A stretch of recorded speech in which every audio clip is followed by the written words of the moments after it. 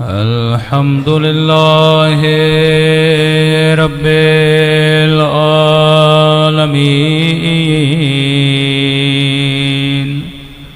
الحمد لله كما هو أهله الصلاة والسلام على سيد المرسلين وخاتم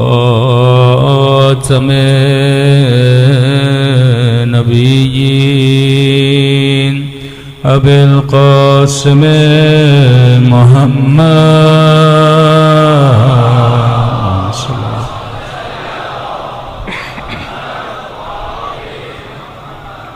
وعلى آله الطيبين الطاهرين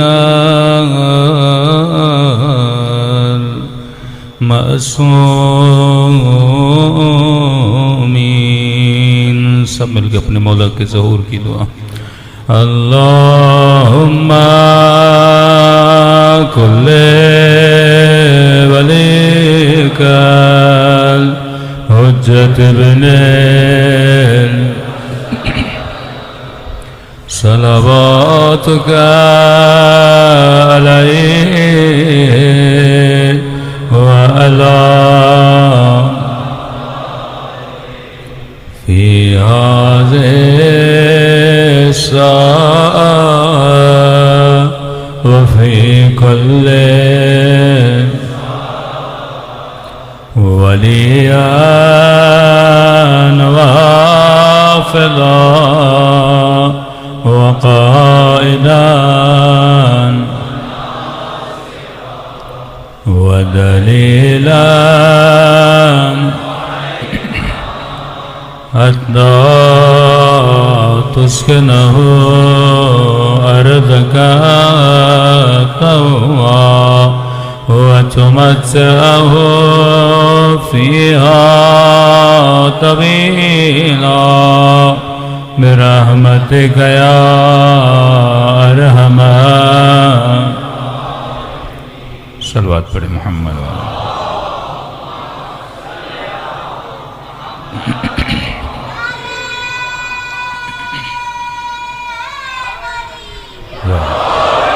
بسم اللہ الرحمن الرحیم. اللہم صل علی محمد. بسم اللہ الرحمن الرحیم. رب اشرح لی صدری ویسر لی امری واحلل عقدۃ من لسانی یفقہوا قولی. اما بعد فقط قال سبحانہ وتعالی هل ادلکم علی تجارۃ تنجیکم من عذاب علیم تؤمنون باللہ ورسولہ وتجاہدون فی سبیل اللہ باموالکم وانفسکم ذالکم خیر لکم ان کنتم تعلمون. صلوات پڑھے محمد وعلی محمد.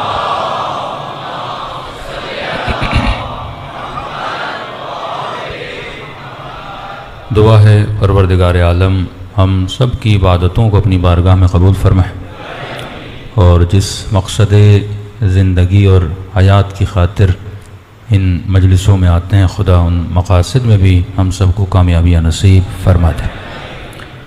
مسلسل آپ کی خدمت میں عرائض پیش کر رہے ہیں تربیت انسان کے عنوان سے کہ انسان اس لیے ہے کیونکہ یہ صلاحیت تربیت رکھتا ہے.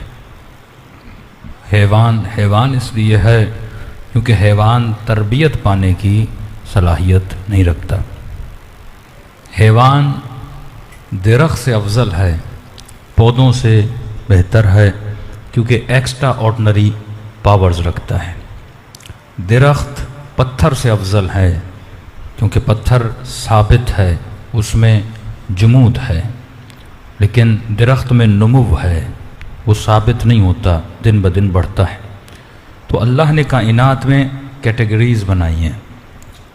نازل ترین درجہ جو ہے وہ پتھروں کا ہے، اس کے بعد درخت افضل ہیں، اس کے بعد حیوان افضل ہے، اور اعلیٰ ترین منزل جس کے خلق کرنے کے بعد خدا اپنی ذات پہ فخر کر رہا ہے اور کہتا ہے میں احسن الخالقین ہوں، بہترین بنانے والا ہوں، وہ وجود کس کا وجود ہے؟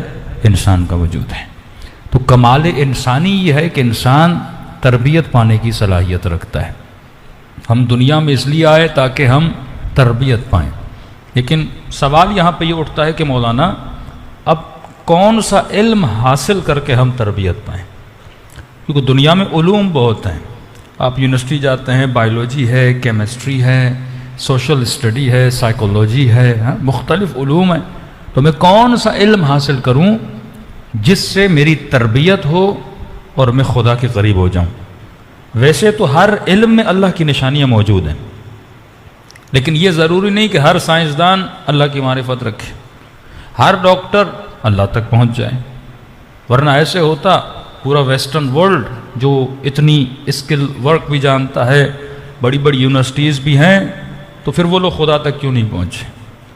بعض علوم ہیں صرف دنیاوی علوم، اور اس سے آپ امرار معاش کر سکتے ہو، لیکن بعض علوم ہیں جن کو علم النفس بولا جاتا ہے، آپ کے اپنے نفس کا علم۔ پہلے جانو کہ یہ مشین جو خدا نے تجھے دی ہے، یہ مشین ہے کیا، اس کے اندر کون سی توانائیاں ہیں، اس کے اندر کون سی طاقتیں ہیں، اس کے بعد تم پروردگار عالم کے قریب جا سکتے ہو۔ تو میں نے مولا کی ایک حدیث آپ کے سامنے پڑھی تھی اور تشریح بھی آپ کی خدمت میں نے پیش کی تھی۔ پہلے یہ دیکھیں قرآن کی آیت ہے نا کہ یوم لا ینفع مال ولا بنون، قیامت میں نہ مال کام آئے گا نہ اولاد کام آئے گی، الا من اتی اللہ بقلب سلیم، الا لگا دیا خدا نے، بس قیامت کے دن تجھے کیا کام آئے گا؟ جو قلب سلیم لے کر آئے گا۔ معصوم سے پوچھا مولا یہ قلب کیا ہے؟ کہ قلب سے مراد ہے جو روح سلیم لے کر آئے گا، سلیم سے مراد کیا ہے؟ جو روح سالم لے کر آئے گا۔ اور مسلم کس کو کہتے ہیں؟ جس نے اسلام کو تسلیم کیا ہے۔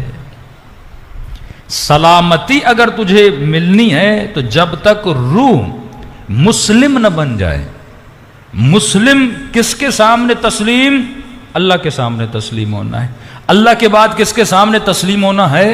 رسول کے سامنے تسلیم ہونا ہے۔ رسول خدا کے بعد کس کے سامنے تسلیم ہونا ہے؟ علی المرتضیٰ کے سامنے تسلیم ہونا ہے۔ تبھی فرمایا کہ انما ولیکم اللہ والرسول والذین آمنوا الذین یقیمون الصلاۃ ویؤتون الزکاۃ وہم راکعون۔ تو تین ولایتوں کے انڈر رہتے ہوئے تسلیم رہ سکتا ہے۔ یہ تین ولایتیں ہیں جو تجھے خدا تک پہنچا سکتی ہے۔ پہلی ولایت اللہ کی ولایت ہے، دوسری ولایت رسول کی ولایت ہے۔ اے خدا تیسری ولایت کس کی ولایت ہے؟ تو اللہ کی آواز آتی ہے تیسرا تیرا وہ ولی ہے جو حالت رکوع میں زکوٰۃ دیتا ہوا نظر آ جائے۔ اب مسلمان کہتے ہیں ہم بھی زکوٰۃ دیتے ہیں، میں بھی ولی تو بھی ولی، لیکن خدا نے عجیب نشانی بتائی، یہ نہیں کہا جو زکوٰۃ دیتا ہوا نظر آئے، کہا جو حالت رکوع میں زکوٰۃ دیتا ہوا نظر آ جائے۔ یہاں پہ ایک شبہ بھی اٹھتا ہے جوانوں کے ذہنوں میں، شبہ یہ ہے کہ پروردگار عالم نے اگر ان کی ولایت ہمارے اوپر واجب کرنی تھی اور تسلیم اللہ کے سامنے، رسول کے سامنے، رسول کے بعد آل رسول کے سامنے تسلیم ہونا تھا، پھر اللہ نام بتا دیتا، جس طرح اپنا نام بتایا ہے، جس طرح رسول کا نام بتایا ہے، اسی طرح اللہ بارہ کا بھی نام بتا دیتا۔ تو اللہ کہتا ہے اگر تو تیز ہے تو میں بھی تیرا خدا ہوں، میں بھی جانتا ہوں، میں دشمن کی فکروں کو جانتا ہوں، میں ان کے نقشوں کو جانتا ہوں، میں ان کے پلانز کو جانتا ہوں۔ کیا مطلب پروردگارا؟ اچھا یہ بتا، آج تک تو یہ ثابت کر کر کے تھک گیا اور جناب ماننے کے لیے تیار نہیں ہے کہ رسول کے بعد اگر کوئی ولی تھا تو علی مرتضیٰ تھا۔ وہ کہتے ایسی کوئی بات نہیں ہے، نبی کسی کو نومینی کر کے نہیں گئے تھے۔ تو سوال یہ ہے اگر اللہ نام بتا دیتا تو علی کے دشمن اپنے سارے بچوں کے نام بھی وہی رکھ دیتے۔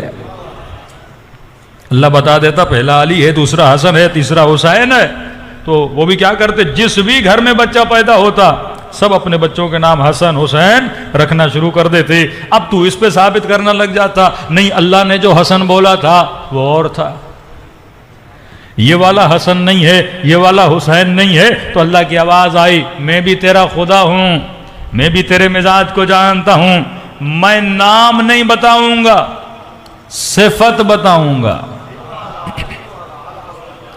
نام سے زیادہ صفت مضبوط ہوتی ہے. مثلا اس مجمع میں کئی لوگ ہیں جن کے نام علی ہیں, کسی کا حسن ہے, کسی کا احمد ہے, کسی کا محمد ہے, کسی کا محمود ہے. لیکن اگر 10 علی کے نام والے بندے بیٹھے ہوں تو وہ کس کے ذریعے سے پہچانے جائیں گے؟ صفت کے ذریعے. بھائی اس علی کو جا کر چائے دے کر آؤ, مثلا جو موٹا ہے, اس علی کو جا کر چائے دے کر آؤ جو سخی ہے, اس مثلا حسن کو مثلا یہ چیز دے کر آؤ جس کے اندر یہ صفت ہے. تو بندے کس سے پہچانے جاتے ہیں؟ صفت سے پہچانے جاتے ہیں نا. جب کسی کو بلانا ہوتا ہے تو آگے سے آپ صفت لگاتے ہو نا, عالم ہے, مولانا ہے, نوح خاں ہے, مرثیہ خاں ہے. اور جب صفت لگاتے ہو تو اس صفت کا اس کے اندر ہونا بھی ضروری ہے. کسی کو عالم بولنے سے کوئی عالم نہیں بنتا, کسی کو مولا بولنے سے وہ جھوٹا مولا نہیں بنتا, کسی کو صادق بولنے سے کوئی وہ سچا نہیں بنتا. وہ صفت بھی اس کے اندر ہونی چاہیے. تو اہل بیت جو صفات رکھتے تھے, ہمارے اماموں کو صفت اماموں نے خود نہیں دی. ایسا نہیں تھا کہ مثلا مولا سجاد پیدا ہوئے تو مولا علی نے نام رکھ دیا تھا یہ زین العابدین ہے, یہ سید الساجدین ہے. نام علی تھا, لقب ساجد تھا, لقب زین العابدین تھا. انہوں نے خود کو نام نہیں دیا تھا. اتنی عبادت کی کہ لوگوں نے کہا یہ زین العابدین ہے, یہ سید الساجدین ہے. مطلب تو خود اتنا اچھا بن, لوگ بولیں بندہ سخی ہے. ایسا نہیں بچہ پیدا ہوا اور نام رکھ دیا سخی حسن اور بڑا ہوا تو کنجوس, نام رکھ دیا شیر علی اور بندہ چوہے سے ڈرے. تو نام رکھنے سے تو کوئی شیر نہیں بنتا نا. نام رکھنے سے مسلمان بڑے نام رکھتے ہیں نا, عبداللہ, عبد الرحمن, لیکن عبدیت ذرہ برابر نظر ہی نہیں آتی. تو نام رکھنے سے کوئی عبد نہیں بنتا, نام رکھنے سے کوئی غلام حسین نہیں بنتا. تو نام مثلا اپنا حسین رکھ لے, لیکن صفت غلامی والی پیدا کر کہ حسین تجھے بلائیں کہ یہ غلام حسین ہے. اصل صفت ہے. صفت اظہر ہوتی ہے نام سے, یہ کوئی ڈھکی چھپی چیز نہیں ہے. لوگ نام سے کم پہچانے جاتے ہیں, صفت سے زیادہ پہچانے جاتے ہیں. اب یہ ایک بری عادت بھی ہے. قرآن کہتا ہے وَلَا تَنَابَزُوا, ایک دوسرے کو لقب برے نہ دیا کرو. قرآن کیا مطلب بعض لوگ بولتے ہو موٹے صاحب ادھر آ جاؤ, بری بات ہے. نام رکھتے ہیں, کسی بیچارے کا رنگ کالا ہے, کالو ادھر آ جاؤ, یہ بری بات ہے. اللہ کہتے ہیں نام سے, کوئی لمبا ہے تو لمبو ادھر آ جاؤ, بری بات ہے. قرآن کہتا ہے وَيْلٌ لِكُلِّ هُمَزَةٍ لُمَزَةٍ. اللہ منع کرتا ہے کسی بندے میں کوئی ظاہری عیب ہے تم اس کو اس نام سے پکار دو, خدا اس سے راضی نہیں ہوتا. مومن جب بھی پکارتا ہے اچھے لقب سے پکارتا ہے. یہ کہاں سے سیکھو گے؟ حدیث کے ساتھ سے سیکھو گے. سیدہ بچوں کو کیسے بلاتی ہے؟ یا ثمرۃ فؤادی, اے میرے دل کے چین. بیویاں شوہروں کو بلائیں, نام سے نہ پکارا کریں, اچھے لقب سے پکارا کریں. باپ بیٹے کو بلائے, نام سے نہ پکارے. کسی نے کہا مولانا میرا بیٹا بڑا کنجوس ہے. بچے بچپن میں بڑے کنجوس ہوتے ہیں. ایک بچہ اس کے پاس 2 ٹافیاں ہیں, اگلا بچہ لیتا ہے کہتا ہے لے لو. دوسرے بچے کے پاس ڈبہ ہوتا ہے ٹافی کا, مر جاتا ہے 1 ٹافی نہیں دیتا. بچپن سے اس کے اندر مثلا کنجوسی ہے. اب آئی ہے تو یا ماں سے آئی ہے یا باپ سے آئی ہے. پیدائشی تو بچہ بھی کنجوس نہیں ہوتا, وہ جینیٹکلی تیرے ہی جراثیم ہے اس کے اندر. اب ان جراثیم کو نکالنا کس طرح نکالنا ہے؟ کہ مولانا کس طرح بچے کو سخی بناؤں؟ میں نے کہا بڑا آسان ہے. میں نے کہا اسے کیا بولتے ہو؟ کہ دن رات ہم اسے یہی بولتے ہیں, تو بڑا کنجوس ہے, تو بڑا. میں نے کہا غلط کر رہے ہو, تو بول دے تو بڑا سخی ہے. میں نے کہا اس کا لقب ہی سخی رکھو. کہ مولانا وہ کیسے؟ کہ جب کوئی مہمان آئے نا, بچہ بیٹھا ہو تو آپ بول دو میرے اس بیٹے میں بڑی اچھی کوالٹی ہے, بڑا سخی بیٹا ہے میرا. وہ بھی اندر سے شرمائے گا کہ بابا سخی بول رہے ہیں, وہ تجھے دکھانے کے لیے سخی بھی بن جائے گا. اسی طرح بیوی شوہر کے تعلقات بھی اسی طرح ہیں. جب تو اچھے لقب سے اپنے شوہر کو بلاتی ہے وہ لقب سن سن کے ویسا بن جاتا ہے. جب اچھے لقب سے شوہر اپنی بیوی کو بلاتا ہے، مثلا کہا مولانا میری بیوی بڑی بدتمیزی کرتی ہے. میں نے کہا جب مہمان آئے نا تو بولو بھائی سب کی بیویاں ہیں لیکن میری بیوی جیسا اچھا اخلاق کسی کا نہیں ہے.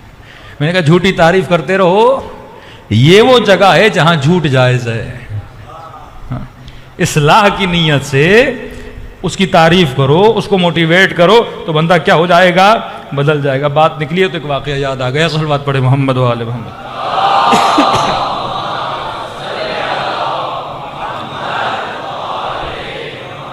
بارے دیگر صلوات پڑھے محمد و آل.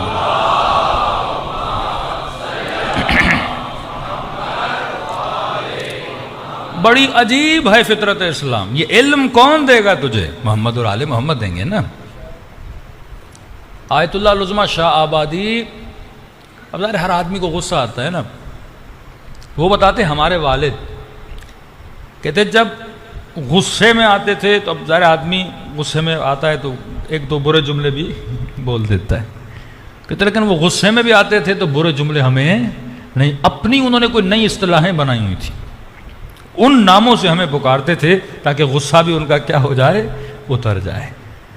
سندھ میں ایک وڈیرا تھا بے انتہا کنجوس. گاؤں میں کسی آدمی کی بیوی کا انتقال ہو گیا. اب اس نے کہا کہ بیوی کے لیے تیسرا کروانا ہے اور ظاہر ہے پورے گاؤں کو دعوت دینی ہے اور سارا گاؤں آئے اور کھانا کھائے تو دیگیں اتریں. کم از کم ایک بچھڑا تو چاہیے بھینس کا، یا ایک بھینس ہو جس کو ذبح کروں. گاؤں میں 200 300 400 لوگ ہیں تاکہ سب کھا لیں. اب بیچارہ اداس بیٹھا تھا، اس کے پاس پیسے نہیں تھے، غریب تھا.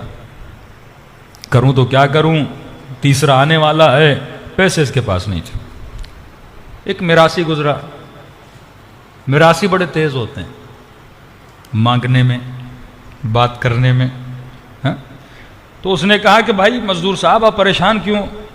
اس نے کہا بیوی کا انتقال ہو گیا ہے اور تیسرا کروانا ہے لیکن پیسے نہیں ہیں، بچڑا کہاں سے لوں، گائے کہاں سے لوں؟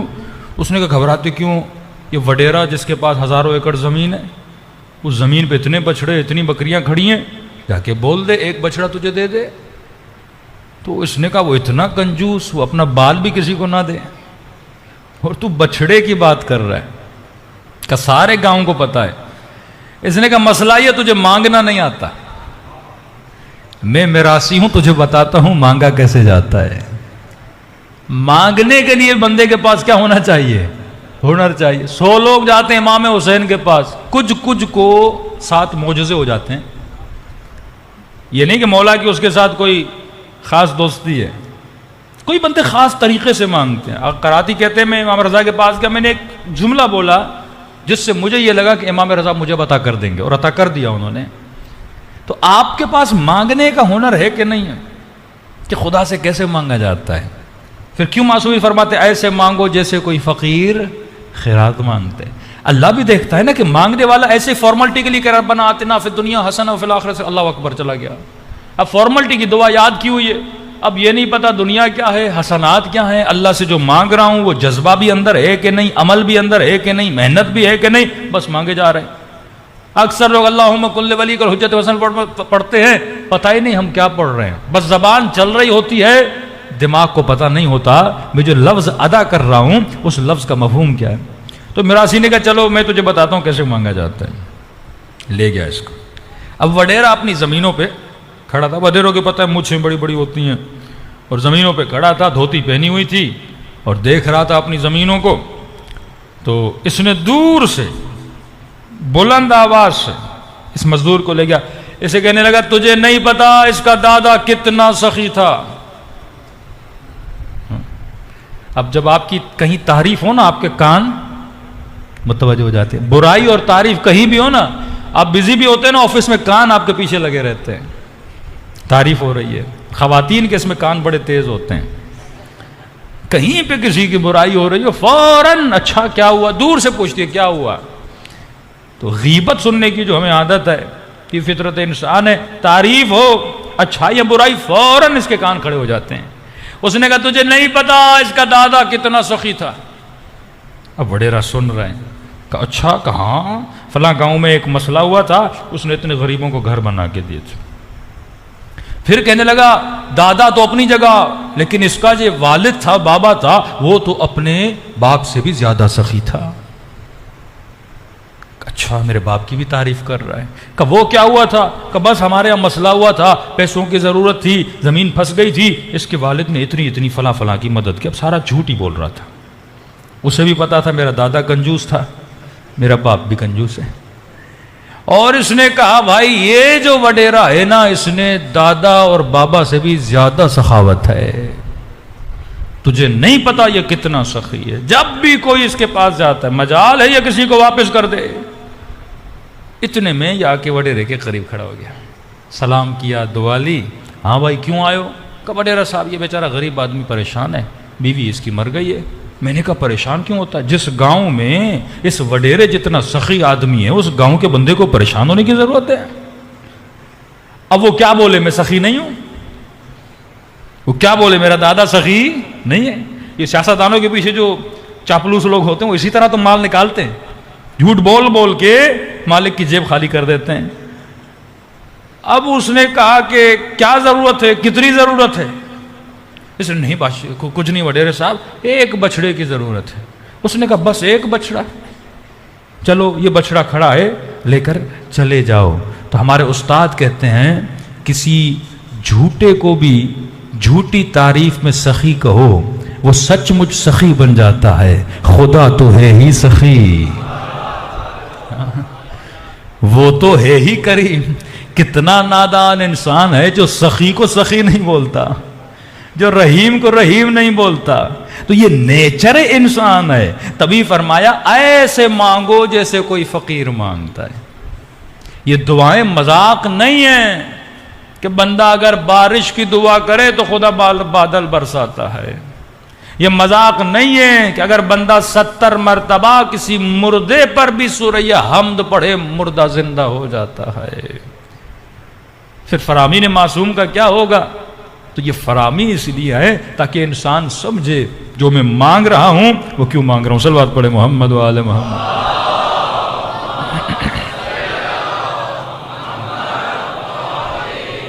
تو بات چل رہی تھی نام سے زیادہ صفت مضبوط ہوتی ہے۔ اللہ نے کہا اگر نام بتاؤں گا سب اپنے بچوں کے نام وہی رکھیں گے جو میں نے بتائے ہیں۔ انہوں نے جھوٹے 12 خلیفے بنائے کہ نہیں بنائے؟ بڑی کوششیں کی، ان سے 12 نہیں بن رہے، یا بڑھ جا رہے ہیں یا کم رہ جا رہے ہیں۔ ایک واحد مکتب اہل بیت ہے کہ ہمارا جو آنکڑا ہے وہ پورے کا پورا کھڑا ہو جاتا ہے۔ بالکل ان کے 12 نہیں، بنو امیہ کے دیکھے 12 نہیں، بنو عباس کے اس سے زیادہ۔ کریں تو کیا کریں، پھنس گئے ہیں، بیچ میں یزید کو کاٹنا پڑتا ہے، فلاں کو کاٹنا پڑتا ہے، نام ہی ان کے پورے نہیں ہوتے۔ لیکن اللہ نے آپ کو اہل بیت دیے، لیکن پورے قرآن میں خدا نے نام نہیں بتایا۔ کیا بتائی؟ صفت بتائی۔ اب ایک آیت پڑھتا ہوں، جب بھی کوئی بندہ ملے اس سے اس کی تفسیر پوچھ لیجئے گا۔ ایک تو یہ صفت بتائی کہ تیسرا وہ ولی ہے جو حالت رکوع میں زکوٰۃ دے۔ اسپیسیفک صفت ہے، ایک ایسی صفت اگر اللہ یہ بولتا تیسرا ولی وہ ہے جو زکوٰۃ دیتا ہے۔ ایک وہابی مولوی کو سن رہا تھا، کہا پھر تو ہم سارے ولی ہیں کیونکہ ہم بھی زکوٰۃ دے رہے ہیں۔ اللہ نے یہ نہیں کہا جو زکوٰۃ دیتا ہے، کہا جو حالت رکوع میں زکوٰۃ دیتا ہے۔ آج تک کوئی ایسا زکوٰۃ دینے والا آج بھی آپ نے دیکھا ہے جو رکوع میں زکوٰۃ دے؟ چلو آج تک کوئی فقیر دیکھا ہے جو لوگوں کو نماز کے بیچ میں آ کے بولے پیسے دو مجھے؟ آج یہ نیچرل بات ہے نا، سارے فقیر جمعہ نماز کے بعد دروازے پہ کھڑے رہتے ہیں، اسے پتہ ہے نمازی بھاگا بھاگا تو کہیں جا نہیں رہا، نکلے گا مسجد سے ہی اور نکلے گا تو میں کہوں گا بھائی اللہ کے نام پہ مجھے دے دو۔ اگر کوئی فقیر بیچ میں آ جائے تو دنیا کہے گی پتہ نہیں فقیر یہ کیسا ہے۔ تو دنیا نے نہ کوئی ایسا فقیر دیکھا جو بیچ میں مانگے، اور دنیا نے نہ کوئی ایسا نمازی دیکھا جو رکوع میں زکوٰۃ دے۔ نمازی بھی اگر کان پہ آواز آئے نا کہ اللہ کے نام پہ دے دو تو وہ بھی کہے گا نماز ختم کر کے دے دوں گا، جلدی کیسی ہے۔ نہ کوئی نمازی بیچ عبادت میں زکوٰۃ دیتا ہے، نہ کوئی فقیر بیچ نماز میں خیرات مانگتا ہے۔ تو علماء فرماتے ہیں یہاں فقیر کا مزاج بھی فقیروں سے نہیں ملتا تھا، نمازی کا مزاج بھی نمازیوں سے نہیں ملتا تھا، اور یہ فقیر کو کتنا یقین تھا جاؤں گا مجھے کوئی دے گا۔ کوئی دنیا کا ایسا فقیر نہیں ہے جو نمازیوں کے بیچ میں چلا جائے اور خیرات مانگے، اسے خیرات بھی مل جائے، وہ کہے گا مانگوں گا کون دے گا بیچ نماز مجھ سے۔ تو کہتے ہیں نہ فقیر فقیروں جیسا تھا، نہ نمازی نمازی جیسا تھا، لگ ایسے رہا تھا کہ فقیر نمازی کو جانتا تھا، نمازی فقیر کے مزاج کو جانتا تھا۔ میرے مولا نے کہا کیسے نہ جانتا، دینے والے علی تھے، لینے والا جبرائیل تھا۔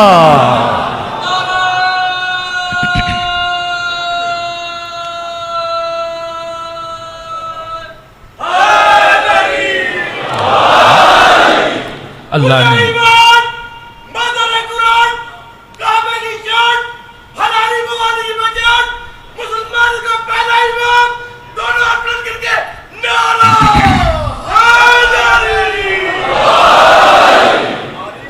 اللہ کلو دیتا ہے، اللہ کیا دیتا ہے؟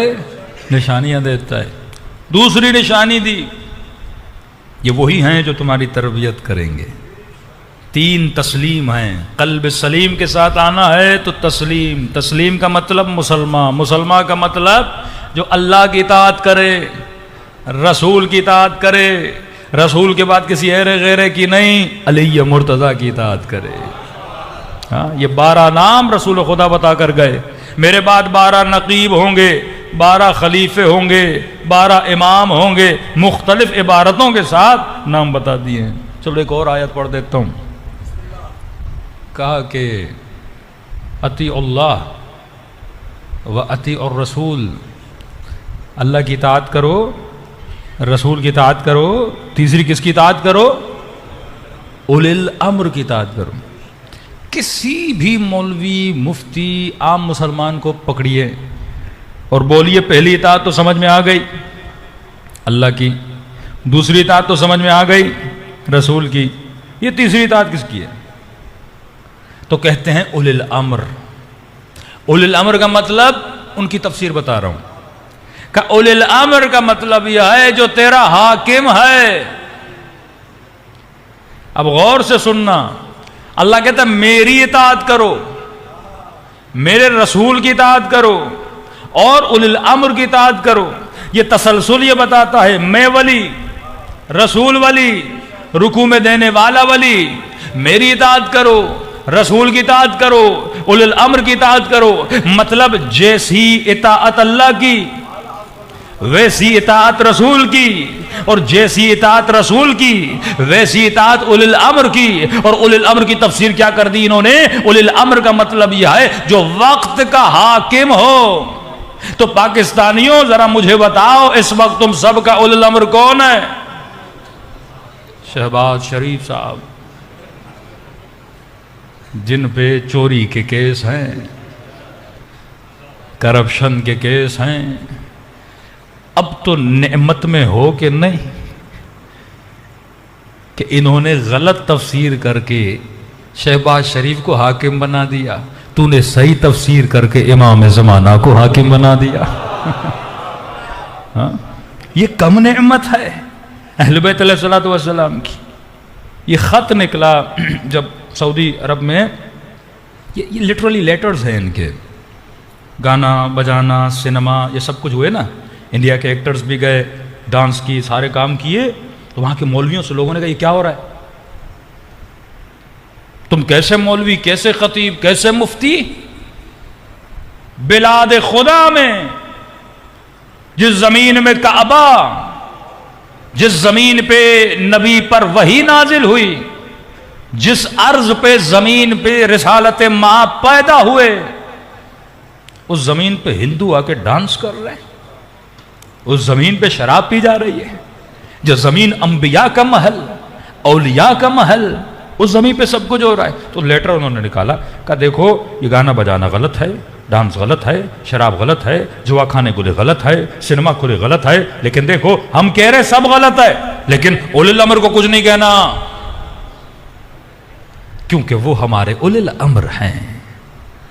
لٹرلی اگر وہ اطاعت کرتے بن سلمان کی، اسے کیا سمجھتے ہیں؟ اولی الامر۔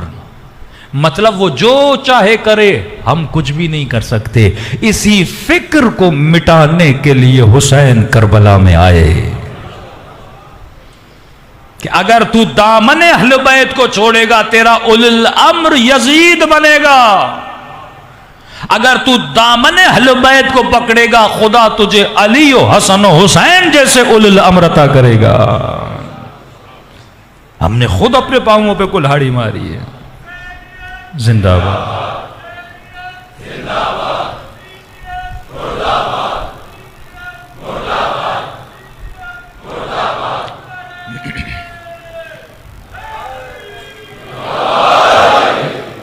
صراحتاً میں نے دوسری مجلس میں انچولی میں اور کل IRC میں بیان کیا تھا، اگر جو لوگ وہاں نہیں آتے تو یہاں بھی کل کی مجلس سے بیان کر دوں گا۔ بار بار اس لیے بیان کر رہا ہوں کیونکہ آج تک سورہ حمد کی ایسی تفسیر میں نے کسی سے سنی نہیں، یہ جو ہمارے استاد نے ہمیں بتائی تھی کہ کسی بھی بندے کو بٹھاؤ فرش ازا پر، اب ظاہر ہے مجھے اپنی تربیت کرنی ہے۔ کائنات کی سب سے ٹیکنیکل مشین اگر کوئی ہے تو وہ انسان ہے، سب سے پیچیدہ ترین، سب سے بڑی مشین اگر خدا نے بنائی ہے انسان ہے۔ کریٹر کون؟ خدا۔ اب اس مشین کو کیسے چلانا ہے کون بتائے گا؟ خدا۔ کس کے ذریعے سے بتائے گا؟ محمد مصطفیٰ کے ذریعے۔ اب جب رسول چلے گئے تو کوئی ایسا تو ہونا چاہیے جو انسان کامل ہو، جیسے انسان کے روح، انسان کے جسم اور انسان کی تربیت کا کمپلیٹ علم ہو۔ جو 40 سال بت پرستی کرتا رہا وہ انسان کامل نہیں ہو سکتا۔ جو کبھی شراب پیتا رہا وہ انسان کامل نہیں ہو سکتا۔ جو نبی کو تک و تنہا جنگ احد میں چھوڑ کے چلے جائیں وہ انسان کامل نہیں ہو سکتے۔ تو یہ کیسے ممکن ہے کہ پروردگار عالم انسان کو بغیر ہادی کے چھوڑ دے؟ جن کے دروازے پہ جانا ہے اور اپنے وجود کو تربیت دینی ہے۔ تو میں نے کہا سورہ حمد میں اللہ نے کمپلیٹ بتایا، کیونکہ لمبا تفسیر ہے، اس میں کل آؤں گا۔ خدا گواہ ہے آپ تفسیر سنیں گے آپ کو مزہ آئے گا۔ نہ حدیث میں جانے کی ضرورت ہے نہ روایت میں جانے کی ضرورت ہے۔ قرآن حدیثوں روایتوں کا محتاج نہیں ہے۔ ابتدائی ہدایت قرآن ہر بندے کی کرتا ہے کہ الف لام میم ذالک الکتاب لا ریب فیہ، ترجمہ تو پڑھو زندگی میں کم از کم ایک بار۔ مظلومیت امیر المؤمنین یہ ہے، میں جہاں بھی جاتا ہوں 500 کا مجمع، 1000 لوگوں کا مجمع، سب سے یہ پوچھا جاتا ہے کتنے لوگ ہیں جنہوں نے کمپلیٹ زندگی میں ایک مرتبہ نہج البلاغہ پڑھا ہے؟ کتنے لوگ ہیں؟ یہ افسوس کا مقام نہیں ہے کہ پورے مجمع میں سے ایک ہاتھ بھی نہیں اٹھا۔ علی کل بھی مظلوم تھے، علی آج بھی مظلوم ہے۔ آج کسی جوان سے پوچھو تم نے زندگی میں کتنی فلمیں دیکھی، کہتے مولانا یاد ہی نہیں، اتنی دیکھی ہے۔ کسی خاتون سے پوچھو تو نے کتنے ڈرامے دیکھے، کہ یاد ہی نہیں، میں نے اتنے ڈرامے دیکھے ہیں۔ پر ڈے کتنے آورز تو سوشل میڈیا یوز کرتا ہے؟ منیمم رپورٹ آئی ہے 4 to 6 آورز ہر بندہ سوشل میڈیا استعمال کرتا ہے۔ مطلب آج تو 20 سال کا ہو گیا، 25 کا ہو گیا، 70 کا ہو گیا، علی اتنے مظلوم ہے، تجھے ٹائم نہیں تو علی کی باتوں کو سنے؟ بس یہ ڈیوٹی ہے تو 10 دن مجلس حسین میں آئے، پورا سال تیرے روح کو غذا کیسے ملے گی؟ پورا سال اس وجود کو تربیت کون کرے گا؟ یہ نہج البلاغہ کیا یزید کے لیے آئی؟ کیا شمر کے لیے آئی؟ جب تو حسرت کھاتا اے کاش میں مولا علی کے زمانے میں ہوتا تو علی تجھے کیا دیتے؟ یہی نہج البلاغہ دیتے نا۔ میں تو کہتا ہوں تیری خوش نصیبی ہے تو علی کے زمانے میں نہیں تھا، کیونکہ اگر مولا علی کے زمانے میں ہوتا ایک امام کی باتیں تجھے ملتی، تو اس زمانے میں ہے تو 11 اماموں کی باتوں کو لے سکتا ہے۔ 11 اماموں نے جو کہا وہ تمہارے پاس ہے۔ 200 سال کا علم اہل بیت تمہارے پاس پڑا ہوا ہے۔ ہر سال نہج البلاغہ مختلف ورژنز میں چھپتی ہے۔ صحیفہ سجادیہ، امام زمانہ کے حوالے سے ان کے خطوط، توقیعات، یہ ساری چیزیں پڑھی ہیں۔ آج جوان مولانا کو لکھتا ہے، مولانا وہابی یہ اعتراض کر رہے ہیں، کیا تم نے زندگی میں آئین وہابیت پڑھی؟ کیا تمہارے گھر میں عقائد امامیہ کی کتاب ہے؟ کیا تمہارے گھر میں توضیح المسائل ہے؟ کیا تجھے نجاسات و طہارات کا پتہ ہے؟ یہ وہ علم ہے، یہ وہ حدود الہی ہے جس کی طریقے سے، جس کے ذریعے سے تمہاری روح پرواز کرے گی۔ تو زبانوں پر تو علی کا نام ہے، لیکن وجود علی کی تعلیم سے کیا ہے؟ دور ہے۔ تو جب تک میرے اندر عطش نہیں ہوگی نا، فرمایا العلم فی الجوع، علم خدا اسے ہی دیتا ہے جو بھوکا ہوتا ہے علم کا۔ اگر تمہارا پیٹ بھرا ہوگا نا، کھانے کی طرف نہیں جاؤ گے، لیکن 1.5 دن کی بھوک بھی ہو نا، رات کے 2 بجے بھی گھر سے نکلو گے، بھوک تجھے گھر سے نکالے گی۔ یہ بھوک ہے جو صبح سے شام تک تجھے محنت کرواتی ہے، کیونکہ ہم محسوس نہیں کر رہے کہ کس عالم اور کس کائنات میں جانا ہے۔ تو عالم دنیا کا وجود نہیں ہے، تو عالم برزخ کے لیے بنا ہے، تو قیامت کے لیے بنا ہے، تو حور بننے کے لیے آیا، تو سلمان بننے کے لیے آیا، تو اخروی لذتوں کو حاصل کرنے کے لیے آیا۔ تو جب تک اپنے ہاتھ کو دامن اہل بیت میں، دامن اہل بیت کا مطلب یہ ہے علم اہل بیت سے بندہ فائدہ لے۔ صلوات پڑھے محمد و آل محمد۔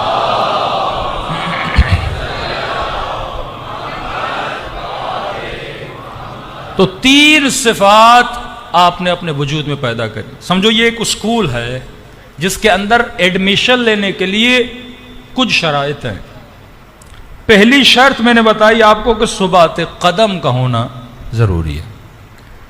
مطلب فوجی وہی بن سکتا ہے، فوج پہلے اس سے ٹریننگ لیتی ہے کہ 6 کلومیٹر دوڑو، بندہ تھک گیا، دوڑ نہ پایا کہ آپ آؤٹ ہو۔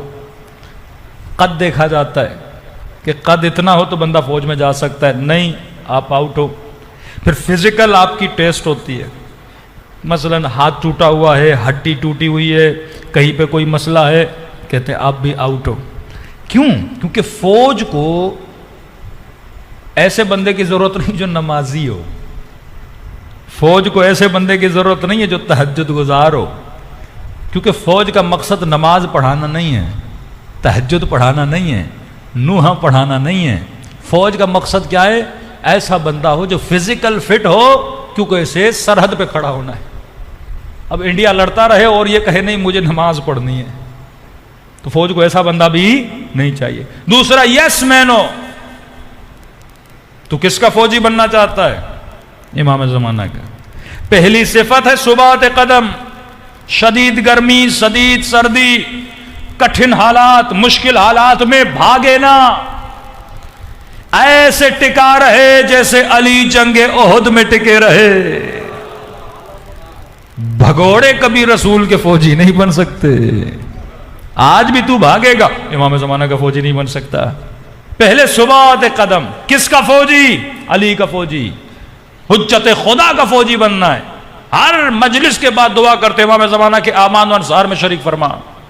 اصول وہی ہے جو آج دنیا کی افواج میں، مولا کے یہاں بھی یہی اصول ہے، اصول بدلا نہیں ہے۔ وہ سالم جسم مانگتے ہیں، امام سالم روح مانگتا ہے۔ مولا کی دربار میں یہ نہیں بندہ لنگڑا ہے، لوڑا ہے، بوڑھا ہے، کمر جھکی ہوئی ہے، کہیں گے نہیں۔ کہ حسین کو وہ فوجی بھی پسند ہے جو سعید اور جون کی طرح 90 سال کا ہے۔ حسین کی فوج میں جوان، بوڑھا، کالا، سفید، مسیحی، مسلم سبھی آ سکتے ہیں۔ کربلا گلدستے کا نام ہے۔ کربلا میں جون سب سے بوڑھا، کربلا میں کالے رنگ والا مولا کا افریقی غلام بھی ہے، کربلا میں چھوٹے سے چھوٹا جوان 13 برس کا بھی موجود ہے، بڑے سے بڑی عمر والا صحابی بھی موجود ہے۔ کربلا میں بچی بھی ہے، بچہ بھی ہے، کربلا میں عورت بھی ہے، مرد بھی ہے، کربلا میں شیعہ بھی تھا، کربلا میں سنی بھی تھا۔ زہیر کون ہے؟ عثمانی مکتب والا تھا نا، آیا کربلا میں، مولا پر ایمان لایا، ایمان تو تھا لیکن حقیقی شیعہ بنا امام کے لشکر میں آنے کے بعد۔ کربلا میں مسیحی بھی ہے، وہاب قلبی، 2 دن کا شیعہ۔ یہ وہاب قلبی کا کمال تو ہے، پوری زندگی مسیحی رہا، ملا حسین سے، شیعہ بنا، یعنی اس کی شیعت والی اگر زندگی کیلکولیٹ کرو تو وہ more than 15 days نہیں بنتی. 15 دن میں حسین کے لشکر میں آیا اور جام شہادت پی کے جنت میں چلا گیا. اور جو بچپن سے حسین کو جانتا تھا عمر سعد دشمن حسین بنا. تو کربلا کی ایسی یونیورسٹی کا نام ہے جہاں پہ ہر بندہ آ سکتا ہے, عورت مرد بچہ جوان بوڑھا, رنگ نسل مذہب کوئی فرق نہیں ہے. پہلے حسین کو سمجھ. تو حسین کو جسم نہیں سالم روح چاہیے, افواج عالم کو سالم جسم چاہیے. تو پہلی صفت وہاں ثبات جسم ہو. مولا حسین کے لشکر میں آل اللہ کے لشکر میں اگر آنا چاہتے ہو تو یہاں ثبات روح ہو کہ فرمایا المؤمن کا جبل الراسخ, مومن مضبوط پہاڑ کی طرح ہوتا ہے. اور ثبات تب آتا ہے جب تمہاری عقل مضبوط ہوتی ہے. جب تم غلط کیلکولیشن کرتے ہو, نفع نقصان, نفع کیا ہے نقصان کیا ہے, اس کی ڈیفینیشن کرو. آپ سب سے سوال کرتا ہوں, انسان عاشق کمال ہے, ڈیفینیشن آف کمال کیا ہے؟ کمال کسے کہتے ہیں؟ ہر بندہ عاشق کمال ہے. یزید بھی عاشق کمال, حر بھی عاشق کمال, مولا حسین بھی عاشق کمال. کہا انسان دھوکہ کھاتا ہے وہاں پر جہاں جسے کمال سمجھ رہا ہے وہ کمال ہوتا نہیں ہے. کہ آغا نراکی کا جملہ یاد رکھیے, وہ شے کمال ہو ہی نہیں سکتی جس کی انتہا فنا اور نجاست ہو. اگر تو عاشق جسم بنے گا, آج جسم جوان ہے, 50 سال کے بعد ختم. گھر میں سیب لاؤ, 6 دن کے بعد سیب کو کیڑے لگ جاتے ہیں. بہترین آم لاؤ, خوبصورت ترین, 4-5 دن میں آم کو کیڑا لگ جاتا ہے. جسم انسان روح نکلی رکھو, بدبو ترین وجود بن جاتا ہے. بچے کہیں گے نکالو اس کے, اتنی بدبو آتی ہے. بہترین کھانے سفرے پہ سجا کے کھاتے ہو, انتہا نجاست. آب زمزم بھی پیو گے, انتہا کیا ہو جاتی ہے؟ نجاست ہو جاتی ہے. دنیا جس کا ابتدا حسین ہے, انتہا نجس ہے. یہاں ہر شے کو فنا ہے, ہر شے کو فنا ہے. اب آدمی غلطی کرتا ہے کمال کو سمجھنے میں. جسے کمال سمجھتا ہے وہ کمال ہوتا نہیں. لیکن اسے کمال سمجھتا کیوں ہے, یہ سوال ہے. شمر نے مال کو کمال کیوں سمجھا؟ یزید نے حکومت کو کمال کیوں سمجھا؟ فرمایا ہر وہ شے جسے انسان کمال سمجھتا ہے, علمی اصطلاح ہے, ہر وہ شے کمال سمجھی جاتی ہے جو منشأ اثر رکھتی ہو. مثلا آپ غریب ہو, آپ کہو گے پیسے ملے, پیسے میں کیا ہے؟ اثر ہے, وہ میری غربت کو دور کرے گا. آفیسر بنوں گا, طاقت آئے گی, ضعف کو دور کر دے گا, اسے کمال سمجھتا ہے. اب ماسو فرماتے ہیں کمال مطلق کون ہے؟ جو پوری کائنات کو قدرت و طاقت دے رہا ہے, وہ کمال مطلق پروردگار عالم ہے. تو کمال مطلق کا عاشق بن, تیری دنیا بھی سنور جائے گی, آخرت بھی سنور جائے گی. جب تو شناسائی کرے گا مجھے کس چیز کے پیچھے, وہ کون بتائے گا؟ یہ امام معصوم بتائیں گے.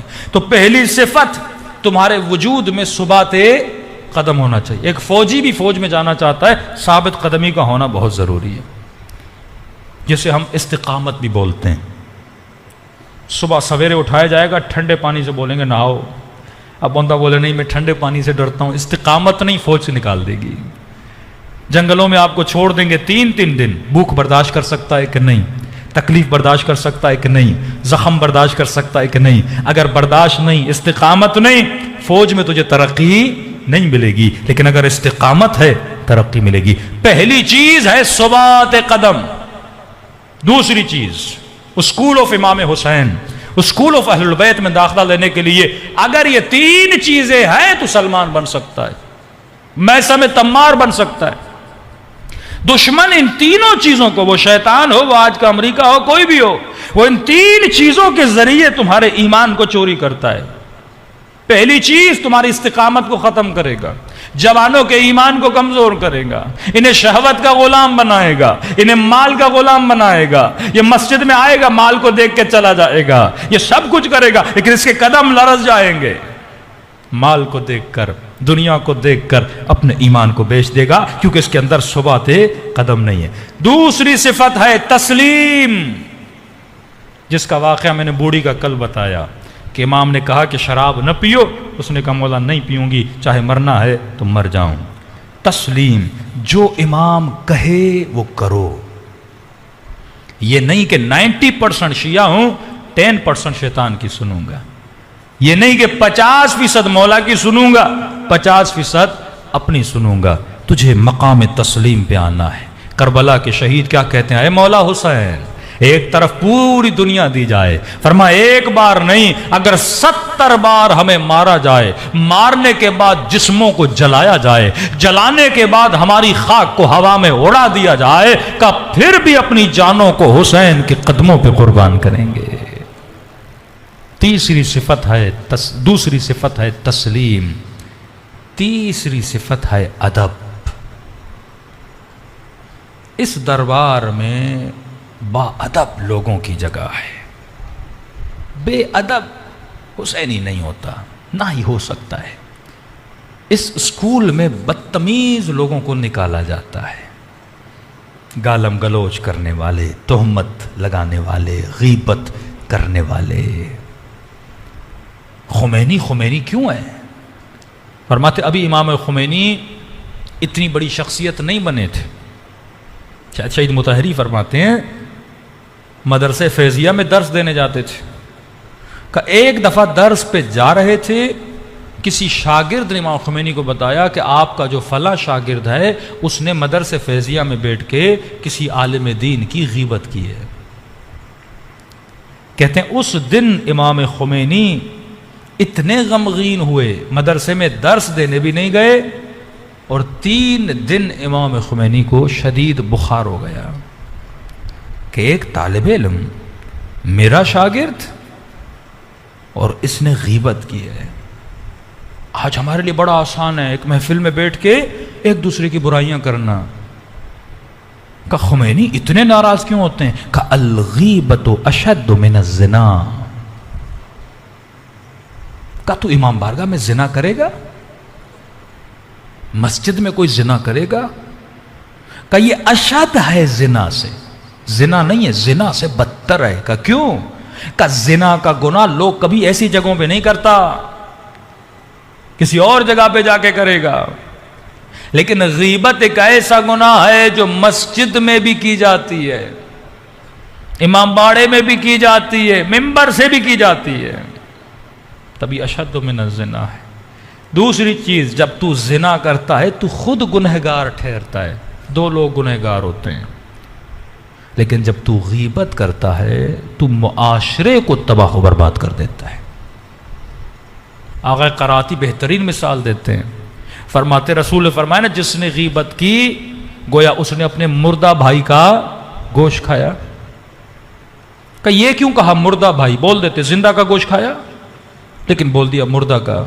کہ نبی کے کلام پہ غور کیا کرو، کہ دیکھو اگر کوئی آدمی مر جائے اس کے ہاتھ پہ کٹ لگے، زندہ نہیں مرا ہوا آدمی، میں زندہ ہوں اگر میرا ہاتھ کٹ جائے تو بائی ٹائم زخم بھر جائے گا، گھاؤ بھر جائے گا، لیکن کہ اگر کوئی مر جائے نا اس کے ہاتھ پہ کٹ دو، گھاؤ بھرے گا نہیں اور گندا ہوتا جائے گا۔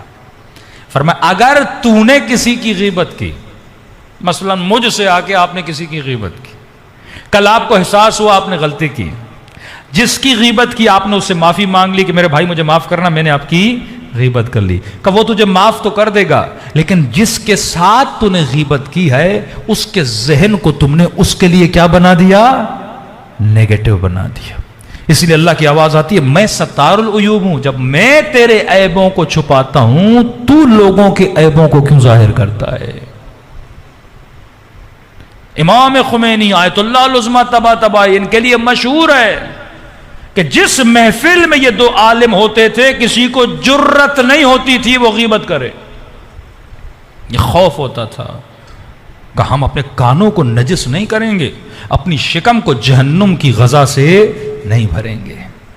تو فرمایا ادب جس بندے میں نہ ہو، بے ادب محروم از لطف رب۔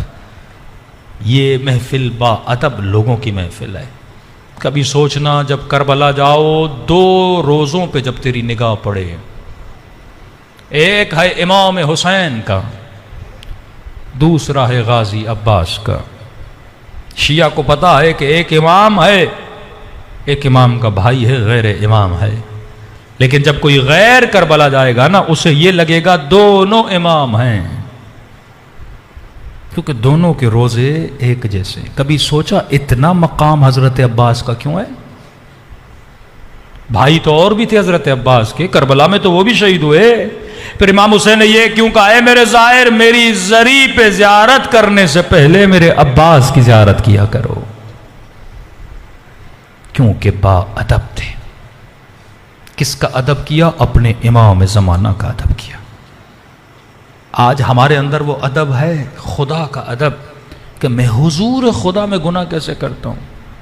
مطلب نہ ثبات ہے، نہ تسلیم ہے، نہ ادب ہے، تینوں چیزیں نہیں ہیں، نہ ثبات قدم ہے، نہ حکم خدا کے سامنے تسلیم ہوں، نہ میرے وجود میں ادب ہے۔ فرمایا اللہ یہ نہیں دیکھتا تم نے کتنا علم حاصل کیا۔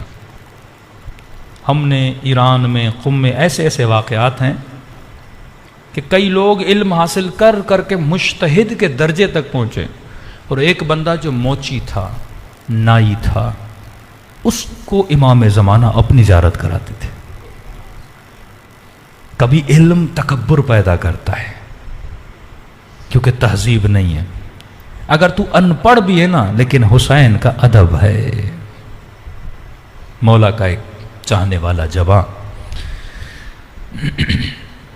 کہتا ہے جب تک زندہ تھا نا، جب بھی اس کی نگاہ امام حسین کے نام پہ پڑتی تھی، علم پہ پڑتی تھی، یہ سینے پہ ہاتھ رکھ کے مولا کو سلام کرتا تھا۔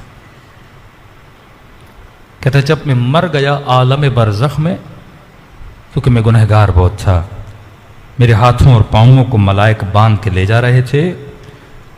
کہتا ہے میری برزخ کے میدان میں ایک خیمے پہ نگاہ پڑی جس کے اوپر حسین کا علم لگا تھا۔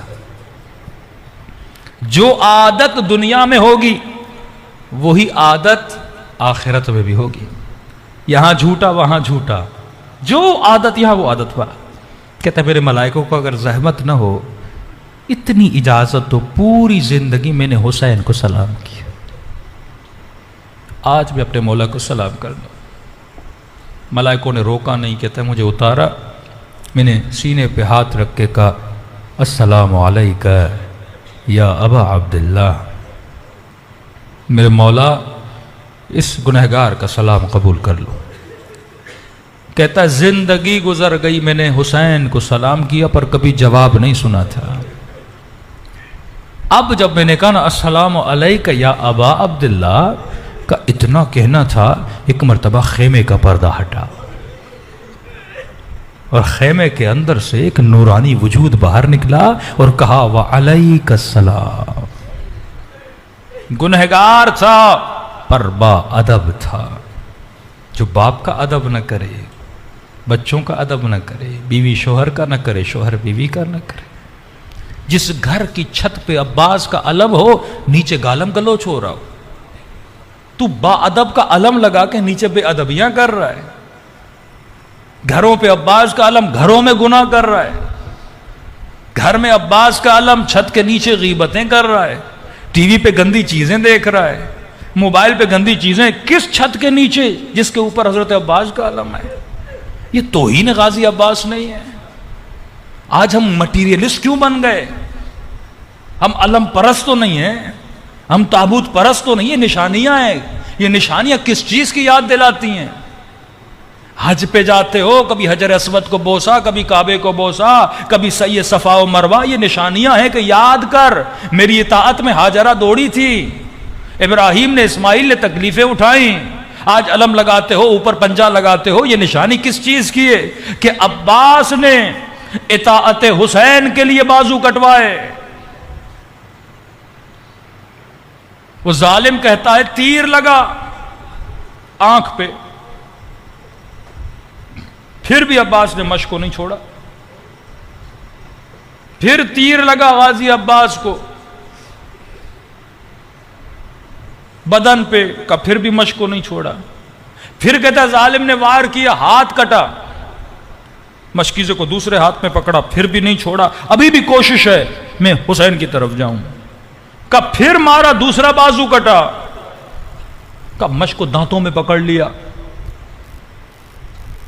لشکر یزید میں سپاہی کہتا ہے تو عباس کو روک نہیں سکتا، جہاں بھی تیر مارو گے یہ چلا جائے گا۔ کہا امیر پھر کیا کرے؟ کہا اس کے حوصلے کو توڑنا ہے نا، مشک کو تیر مارو۔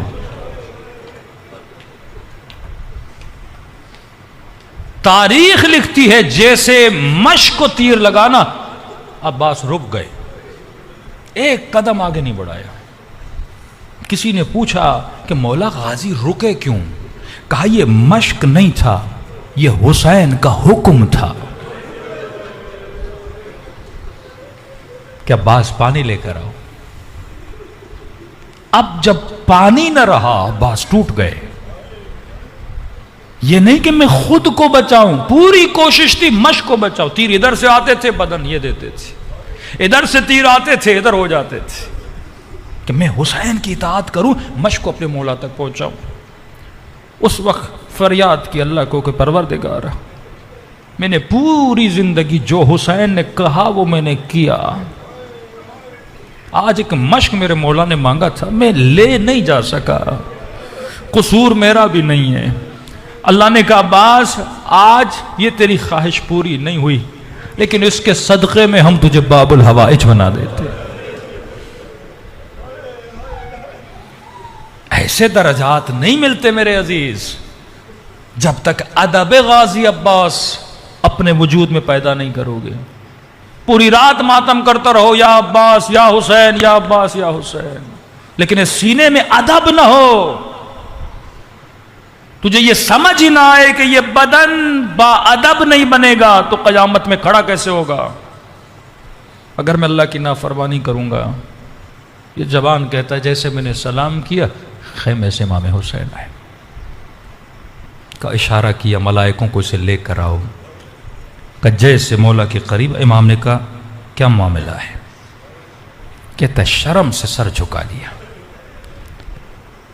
حسین نے ملائکوں کو اس کا نام اعمال دو، کہ جیسے امام حسین نے میرے نام اعمال کو پڑھا، کہتا ہے حسین کی آنکھوں میں آنسو بھر آئے، اور میں کیا کروں تیرے لیے؟ اور مجھے دیکھ کے کہا تو میرا ماننے والا تھا، یہ کیا لے کر آیا ہے؟ کہتا سر اٹھانے کی جرت نہیں تھی، بس دو جملے کہے مولا ظلمت نفسی تجرأت بجہلی، بس ظلم کر کے آیا، جاہل تھا۔ کہتا اتنا کہنا تھا، حسین نے نگاہوں کو بلند کیا، کہا اللہم اغفرہ بحق حسین، اے خدا حسین کے صدقے میں سے بخش دے۔ کہتا اب جو نام اعمال کو دیکھا نا، برائیاں نیکیوں میں بدل چکی تھی۔ آج بھی دعا کریں کہ مولا حسین ایک نگاہ ہم سب کے نام اعمال پہ کریں، بس آج ایک جملہ بول دیں کہ اے خدا ان عزاداروں کو حسین کے صدقے میں بخش دے۔ ہمیں کیا چاہیے اس سے زیادہ؟ یہی وہ فقیری، یہی ادب کی بھیک مانگو ترے اہل بیت سے، دعا کرے خدا ہم کو با ادب بنا۔ ادب کیسے ہے، ادب کیا ہے، انشاءاللہ اگلی مجلس میں بیان کیا جائے گا۔ خلوص سے ادب سے اپنے مولا حسین کو سلام کریں اور دعا کریں خدا ایسا بنائے جیسا امام زمانہ ہم سب کو دیکھنا چاہتے ہیں۔ السلام علی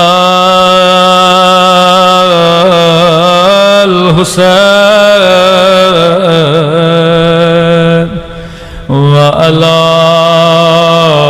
علی ابن الحسین وعلی اولاد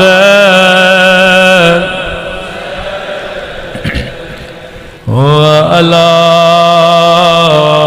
اصحاب سب مل کے السلام علی وعلی علی ابن وعلی اولاد وعلی اصحاب میرا سلام ہو اس درد بھرے منظر پہ میرا سلام ہو کربلا کے اس شہید پہ جس کے دائیں طرف کی پسلیاں بائیں طرف چلے گئے تھے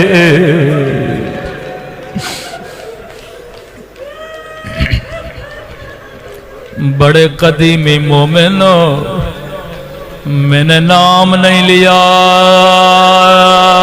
پر سمجھ گئے میں کس شہید کی بات کر رہا ہوں اے خدا تجھے حسن کے یتیم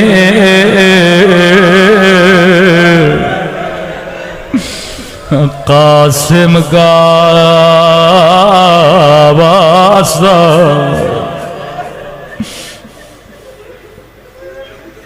قاسم کی پسلیاں ایسے ٹوٹے تھے جیسے مدینے میں زہرا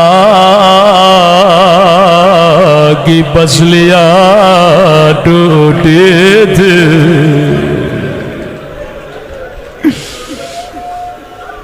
میں قربان امام حسین پہ بچپن میں اماں کی ٹوٹی ہوئی پسلیاں دیکھ بڑھاپے میں حسن کی نشانی 13 برس عمر قاسم بہت چھوٹے تھے پوری رات کبھی آتے تھے کبھی جاتے تھے پر حسین اجازت نہ دیتے تھے روایت کے جملے ماں نے کہا قاسم میں سید زادی نہیں ہوں ایسا نہ ہو کل مجھے تانا دے یہ اس کی ماں کے دودھ کا اثر ہے قاسم ایسے لڑنا ماں کا سر فخر سے بلند کل اپنے مولا پہ اپنی جان کو قربان کر دینا خیمے سے نکلے امام حسین کے خیمے میں آئے مولا حسین کا سر سجدے میں تھا ننھے سے ہاتھ مولا کے قدموں پہ رکھے امام حسین نے سر اٹھایا ایک مرتبہ قاسم کے سر کا بوسہ لیا قاسم کے سینے کو سونگنا شروع کیا کہا قاسم مجھے تجھ سے حسن کی خوشبو آتی ہے تو میرے حسن کی نشانی ہے کہنے لگا چچا اماں بار بار کہہ رہی ہے قاسم مجھے شرمندہ نہ کرنا چچا مجھے اجازت دیجیے میں شہید ہونا چاہتا ہوں۔ امام نے کہا قاسم نہیں، تو میرے حسن کی نشانی ہے۔ کہ مولا بس اتنا بتائیے کل میرا شہداء میں نام بھی ہے یا نہیں؟ امام نے کہا قاسم کل علی اصغر کا نام بھی شہیدوں میں موجود ہے۔ اتنا سننا تھا غیرت حسن نے انگڑائی لے، چچا ظالموں کی اتنی جرات کہ خیموں میں داخل ہو گئے۔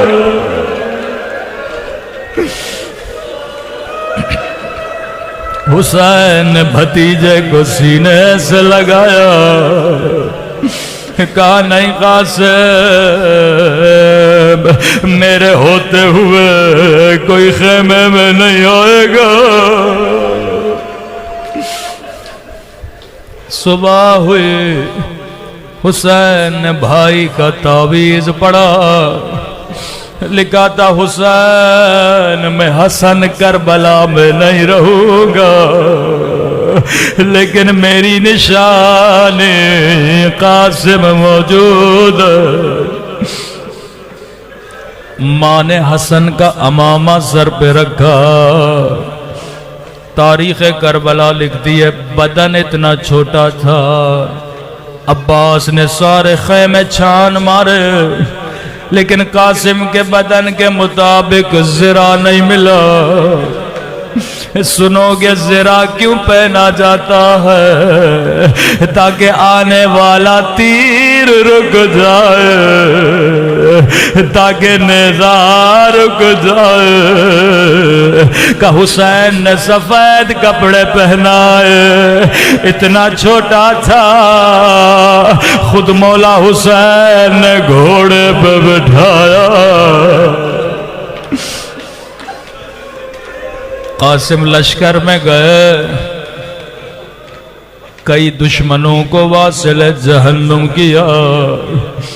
بی بی فضا کہتی ہیں حسین ریت کے ٹیلے پہ کھڑے تھے، دور سے قاسم کو دیکھ رہے تھے، زینب خیمے کے در پہ کھڑے تھے، حسین کو دیکھ رہے تھے۔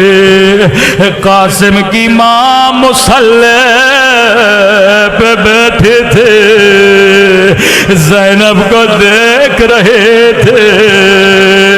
فرمایا ایک مرتبہ قاسم گھوڑے سے زمین پہ آئے، حسین ریت کے ٹیلے سے گرے، زینب خیمے کے در پہ گرے، قاسم کی ماں مصلی پہ گرے۔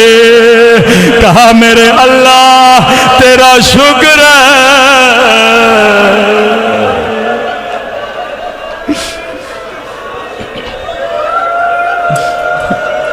تو نے حسن کی قربانی قبول کی۔ ہر شہید جب گھوڑے سے گرا مولا حسین کو پکارا تھا، لیکن راوی کہتا ہے قاسم اتنے چھوٹے تھے، جب گھوڑے سے گرے آواز دی اماں اماں، میں گھوڑے سے گر گیا۔ حسین دوڑے دوڑے بھتیجے کے پاس پہنچے، میرے استاد پڑھا کرتے تھے، حسین کو کہیں قاسم کا لاشا نظر نہیں آیا۔ کہ قاسم چچا کو آواز دو۔ ایک مرتبہ دائیں طرف سے آواز آئی جی میرے مولا، بائیں طرف سے آواز آئی جی میرے مولا۔ حسین سمجھ گئے اب آ کے دامن کو بچھا لایا، کٹی ہوئی انگلیاں اٹھائے، کٹے ہوئے گوشت کے ٹکڑے اٹھائے، گٹھڑی کو باندھا، نجف کی طرف منہ کیا۔ بابا علی خیبر فتح کرنا آسان ہے، خندق فتح کرنا آسان ہے، لیکن یتیم کی